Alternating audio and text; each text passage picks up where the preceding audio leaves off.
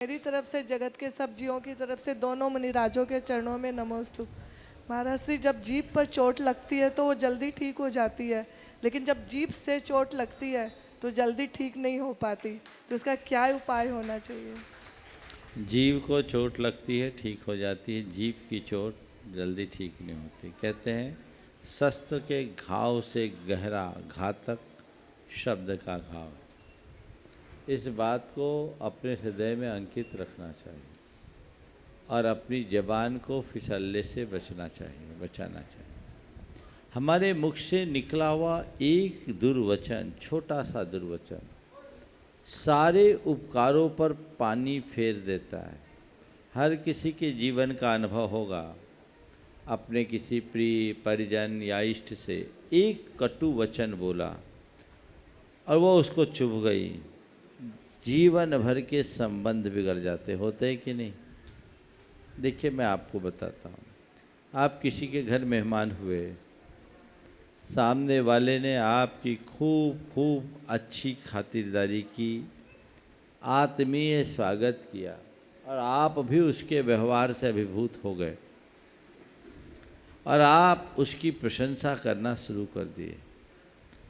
अभिभूत हो गया हूँ आपसे, क्या आपने हमारी खातिरदारी की, कितनी अच्छी व्यवस्था की, किन शब्दों में आभार व्यक्त करूँ आपका, और भोजन के बारे में क्या कहूँ, क्या भोजन करा, ऐसा भोजन तो मैंने जीवन में आज तक नहीं किया, क्या भोजन कराया, भोजन की कैसी तारीफ करूँ, ऐसा भोजन तो मैंने जीवन में आज तक नहीं किया।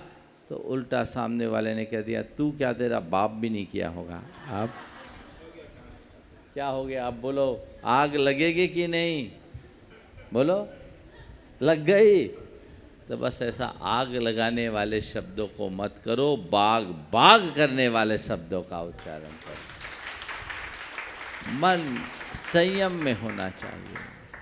वचनों में यदि थोड़ा सा भी नियंत्रण हो जाए तो जीवन का काया पलट हो जाए। लोग जब बोलते हैं तो बोलते नहीं है, बकना शुरू कर देते हैं। नहीं, बोलने से पहले सोचना चाहिए। हमारी वाणी में लोच होनी चाहिए, मधुरता होनी चाहिए, संयम होना चाहिए और सात्विकता होनी चाहिए। इस संदर्भ में मैं कहूँगा, 4 प्रकार की भाषा से बचो। ये आप नोट कर सकते हैं। अगर इन वचनों का प्रयोग करना बंद कर दें तो आप अपने जीवन में बहुत कुछ अच्छा पा सकते हैं। सबसे पहली बात, आरोप परक वचनों से बचो। गांठ में बांध लो, मुझे कभी किसी पर सीधे सीधे आरोप नहीं लगा, तुमने किया, तेरे कारण हुआ, ये सब तेरी करतूत है।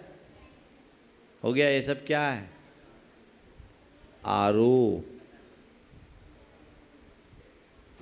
गांठ बांध ले, मुझे आरोप परक वचनों का प्रयोग नहीं करना। हो मालूम है किसी ने किया है, उसी ने किया जिसने किया। इस भाषा को हम बदल करके भी बोल सकते हैं। ऐसा लगता है कहीं ये आपसे तो नहीं हो गया। बात वही है, लहजा बदल गया। सामने वालों को ये वाक्य चुभेंगे क्या? विनम्रता से वो कह भी देगा कि हाँ, मुझे गलती से हो गई। लेकिन आप सीधे बोलोगे तो तिलमिला जाएगा। तो आरोप परक वचनों से बचें। दूसरा, आदेश परक वचनों से बचें। ये करो, वो करो, ये लाओ, वो लाओ, यहाँ आओ, वहाँ बैठो, यहाँ जाओ, वहाँ जाओ। ऐसे शब्दों का प्रयोग क्यों? ये तो पुलिसिया भाषा है। आ जाइए, यहाँ आइए ना, ले लीजिए ना, लो लीजिए ना, अंतर है। बैठो, बैठ जाइए ना, प्लीज। क्या है? आदेश परक नहीं, अनुरोध परक, ऑर्डर की लैंग्वेज नहीं, रिक्वेस्ट की लैंग्वेज। क्या बोलना है? रिक्वेस्ट।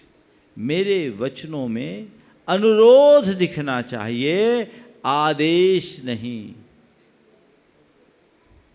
अपमानजनक शब्दों का प्रयोग न करें। ऐसे शब्द जिसको सुन करके सामने वाला अपमानित महसूस करे, ऐसे शब्द मुंह से कभी नहीं निकाले, चाहे वो व्यक्ति कितना भी छोटा हो या बड़ा हो। अपमान नहीं होना है। किसी की इंसल्ट क्यों करते हो?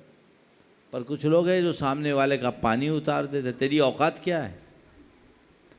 उसकी औकात जो है सो है, तूने तो अपनी औकात दिखाई दी।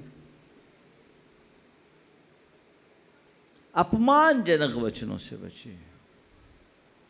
और चौथी बात, आलोचना परक वचनों से बचने की। क्रिटिसाइज मत करो, बुराई किसी की मत करो। कुछ लोग हैं जो इधर की उधर, उधर की इधर करते रहते हैं, बुराई ही करेंगे, प्रशंसा तो उनने सीखी ही नहीं है। ये सब ऐसी स्थितियां हैं जो व्यक्ति के मन को आहत करती हैं, आघात पहुंचाती हैं, और इनकी वजह से हमारे संबंध बिगड़ते हैं। इसलिए इस पर हमें ध्यान देना चाहिए।